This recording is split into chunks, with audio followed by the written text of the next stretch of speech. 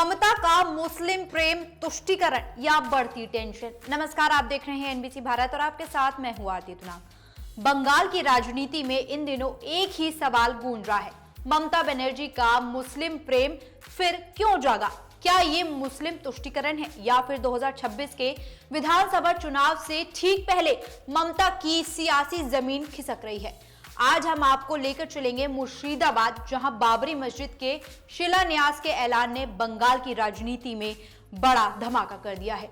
देखिए हमारी ये स्पेशल रिपोर्ट। पश्चिम बंगाल, जहां पिछले एक हफ्ते से बाबरी मस्जिद का विवाद फिर से सियासत के केंद्र में आ गया है और आग लगी है टीएमसी के बागी विधायक हुमायूं कबीर के बयान से। हुमायूं कबीर ने मुर्शिदाबाद के बेलडांगा में 6 दिसंबर को बाबरी मस्जिद की नींव रखने का ऐलान कर दिया, ठीक उसी तारीख को जब 1992 में अयोध्या का ढांचा गिरा था। और इसके बाद बंगाल की राजनीति में हिंदू मुस्लिम ध्रुवीकरण का खेल शुरू हो गया। बीजेपी का सीधा हमला, ममता मस्जिद नहीं बांग्लादेश बना रही हैं। हुमायूं के ऐलान के तुरंत बाद भाजपा ने ममता बनर्जी को घेरना शुरू कर दिया। केंद्रीय मंत्री गिरिराज सिंह का बड़ा बयान, टीएमसी मस्जिद नहीं बांग्लादेश का नींव पत्थर रख रही है।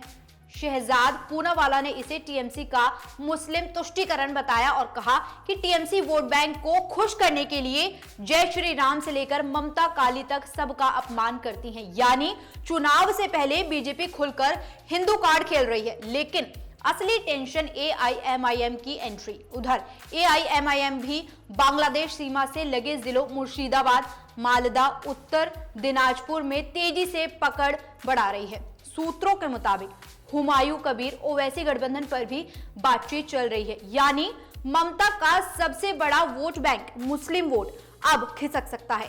ममता ने क्यों पकड़ी माइनॉरिटी बेल्ट की राह, अब आपको ये बताते हैं। मुर्शिदाबाद और मालदा दोनों जिले मुस्लिम बहुल हैं और दोनों में टीएमसी की अंदरूनी कलह लगातार बढ़ रही है। यही वजह है कि ममता बनर्जी ने तुरंत 3 और 4 दिसंबर को मालदा, मुर्शिदाबाद में बड़ी मीटिंग्स का ऐलान कर दिया। अब 6 दिसंबर से पहले ममता अपने मजबूत गढ़ में डैमेज कंट्रोल करना चाहती हैं। पॉलिटिकल एक्सपर्ट्स कहते हैं इन जिलों में मुस्लिमों का एक सवाल लगातार उठ रहा है, टीएमसी को वोट देने के बाद भी हमारी हालत नहीं सुधरी। सच्चर कमेटी से लेकर शिक्षक भर्ती घोटाले तक सबसे ज्यादा चोट मुस्लिम युवाओं को ही लगी है और इसी नाराजगी को ओवैसी भुनाना चाहते हैं। 6 दिसंबर बंगाल की राजनीति का डी डे।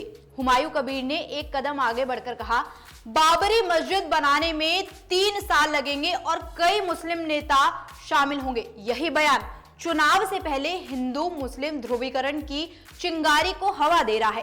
टीएमसी ने सफाई दी, हुमायूं कबीर अब पार्टी लाइन पर नहीं है, उनका बयान व्यक्तिगत है, लेकिन ये सफाई सियासी आग को ठंडा होती नहीं दिख रही।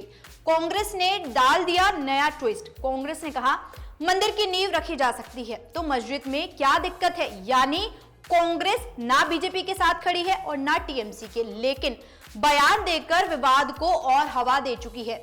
6 दिसंबर का दिन भारत की राजनीति में हमेशा से अहम रहा है। 1992 की घटना को 3 दशक से ज्यादा हो गए हैं। राम मंदिर बन चुका है, उद्घाटन भी हो चुका है, लेकिन अब बाबरी मस्जिद के नाम पर बंगाल में नया संग्राम शुरू हो गया है और इस संग्राम की सबसे बड़ी खिलाड़ी है ममता बनर्जी। इस वक्त 2 तरफ से घिरी हैं, एक तरफ बीजेपी का हिंदू ध्रुवीकरण, दूसरी तरफ एआईएमआईएम का मुस्लिम कार्ड और बीच में टीएमसी का अपना बागी नेता। तो क्या ममता बनर्जी का मुस्लिम प्रेम फिर जाग है या ये सियासी मजबूरी है? क्या ये तुष्टीकरण की नई राजनीति है या ममता के वोट बैंक में आ रहा है बड़ा बदलाव? 6 दिसंबर के बाद बंगाल की राजनीति किस करवट बैठेगी, ये तय करेगा ममता की किस्मत और 2026 के चुनाव का पूरा समीकरण। फिलहाल इस खबर में इतना ही। देश और दुनिया की तमाम खबरों के लिए देखते रहिए एनबीसी भारत। नमस्कार।